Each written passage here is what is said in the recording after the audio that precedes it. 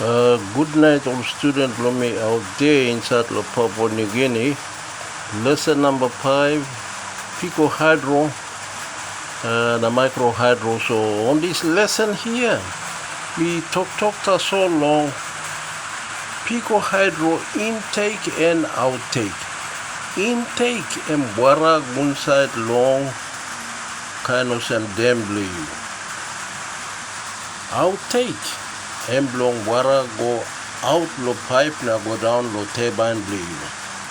Okay.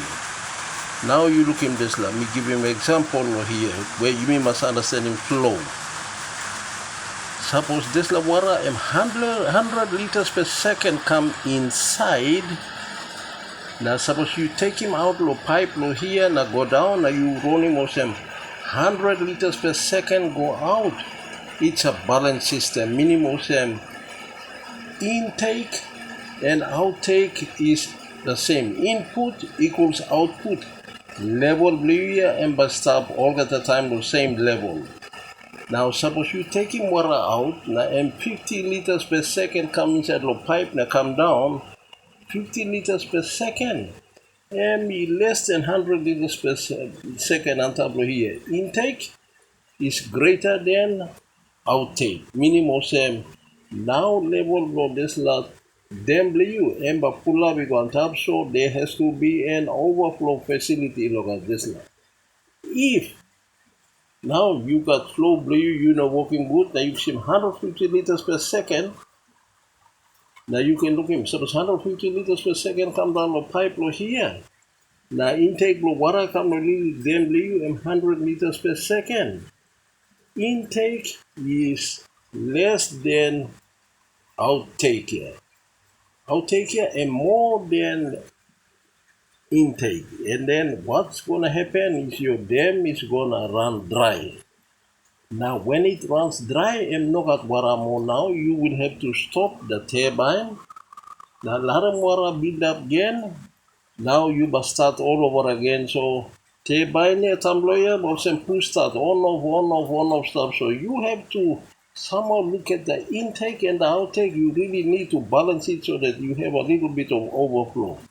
Otherwise, time when you drop it go down, then you will suck in air and you're gonna have what is called water hammer. Trapla pile up stuff inside here and it can destroy your pipe. It can even destroy your turbine. So you need to be very careful there. Now you may look long pipe again here, low diameter long here. If this pipe is, for example, 50 mm diameter, how about you have a low volume, low water stuff inside the pipe here? It's very simple. All you do is because of 50 mm diameter, you find the cross-sectional area below this layer, cross-sectional area below me, a minimum diameter below. So cross-sectional area equals to pi r squared, which is also equals to pi d squared over 4. Two formula am same. Basic high school mathematics for area. Now volume of water inside of 50 millimeter pipe.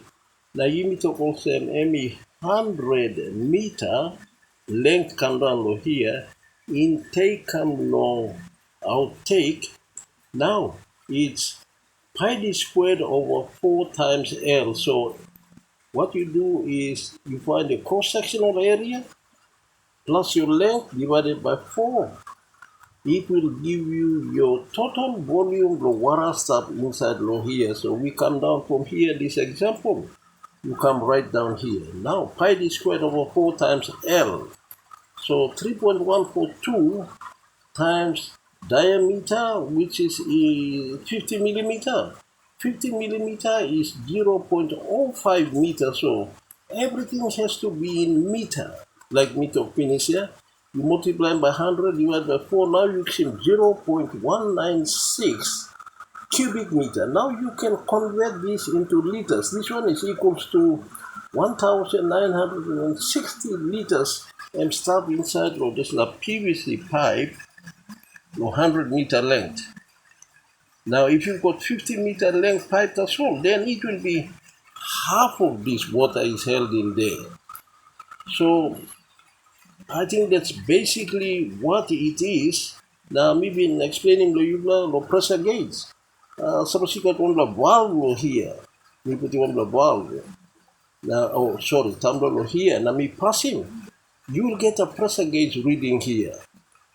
Pressure gauge reading now. Distance flow, this is a pipe here. Will affect this pressure inside the pipe here. You passing valve in by giving you full head pressure. Time you opening valve now, water inside now, pressure will drop. So pressure drop depends on the length of the pipe. Get my training manual. Now good night through from Lay City. Manual is just 50K now. Thank you very much.